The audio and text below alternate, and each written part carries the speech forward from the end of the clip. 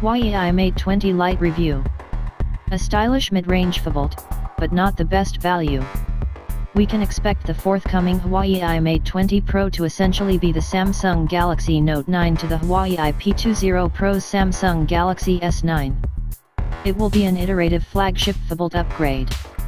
At the opposite end of the range, the Huawei Mate 20 Lite sits just a screen notch above the Huawei P20 Lite. That latter phone was an attempt to supply a stylish flagship form factor at a mid-range price, and the Mate 20 Lite follows suit. For £379, around $500, $665, though with no word on a launch in the US or Australia, you're getting a sleek phone with a 6.3-inch display and a suite of AI-enhanced dual-camera tricks. But does it follow its brother by slipping up on the performance and value stakes, or has Huawei managed to back up those good looks with some serious muscle? AI camera. AI-powered dual-lens rear camera. Dual-lens camera on the front too. Iffy AR effects.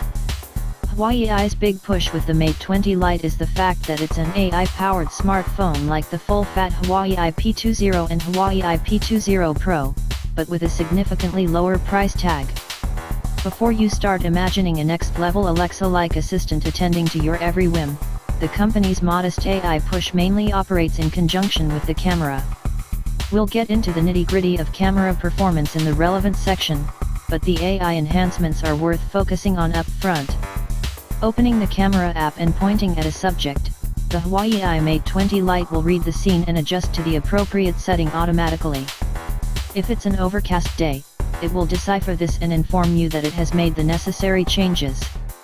The same applies if you're indoors, or taking a photo of your dog.